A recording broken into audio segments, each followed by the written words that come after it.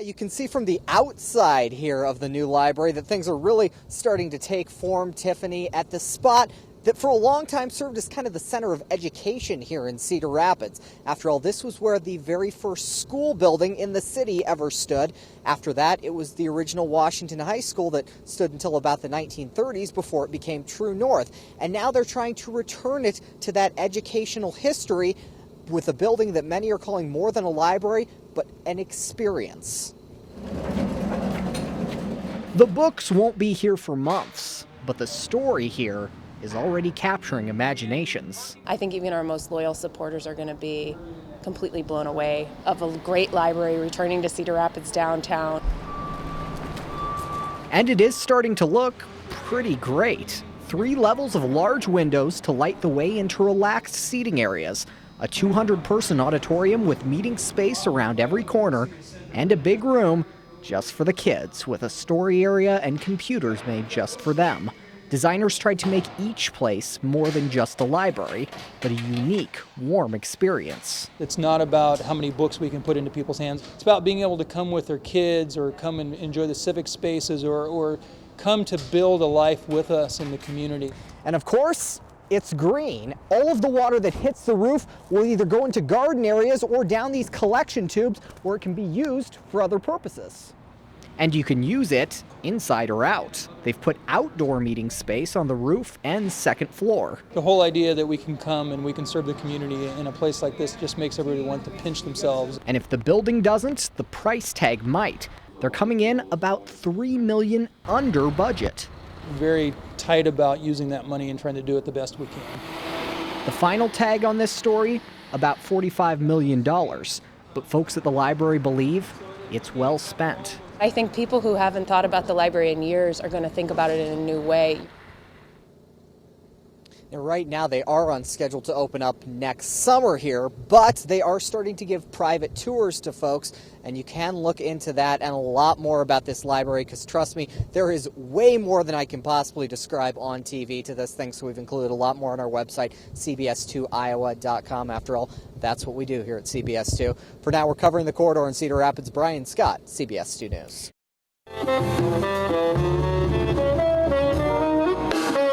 As the sun sets on the last day at the Iowa City Jazz Festival,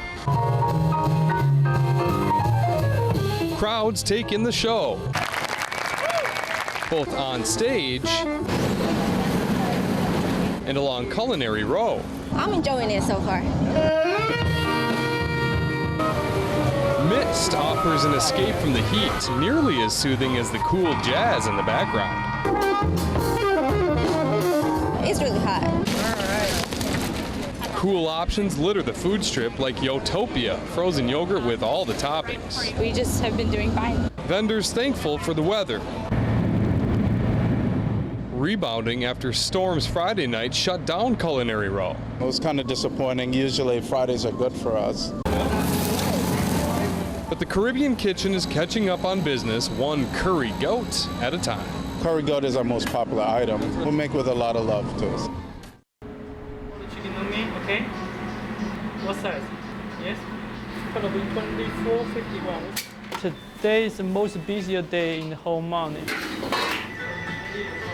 Hospital people, they still order food because they have no place and they're really happy we are open. This year it should be okay, but I think a couple years ago really busy for the dining.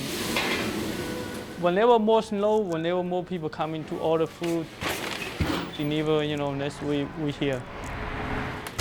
Today it's kind of a little bit slow. The dinner time we're really busy. We're gonna crazy busy. Some people bring the family to eat, they get together. Most is like an old customer. They know every day we open.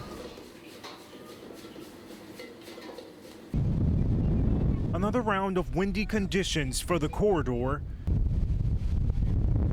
It brought down this tree onto a power line near 11th Street and 22nd Ave on the southwest side Sunday afternoon. Saturday night's heavy rain and winds left its mark. In Ely, trees littered the street, covering homes. Firefighters out late moving some of the damage. Sunday morning, Ely residents out looking at the damage firsthand. This tree snapped, falling onto Paul Anderson's house. The tree did hit the house, but didn't do that much damage.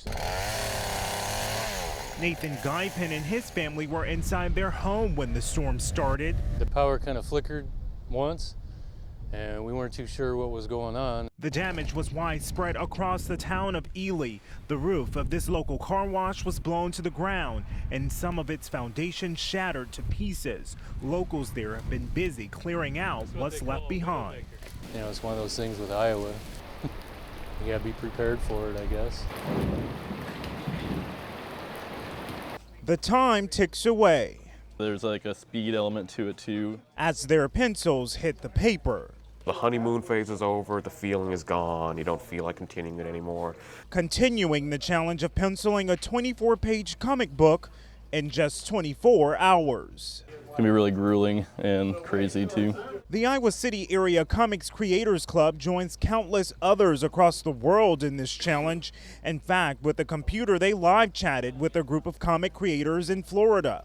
For 24 hours, the small but relentless group would surround themselves with drawing supplies. I felt like, hell, I should challenge myself, and I did. Their only food, cookies, and pizza, staying awake with the help of caffeine. It's a challenge only a few are willing to take, and they say it's well worth the lack of sleep. You just, enjoy the craft and creation of comics. So you get to do a lot of that with a lot of other people as well, but also able to hopefully produce something you're proud of. So if you're like me and fascinated by this entire process and are wondering what will happen with the comic books after they're completed, well, I'm told some of them will be sold and others won't really see the light of day. Covering the corridor from Iowa City, Kelsey Miner, Fox 28 News.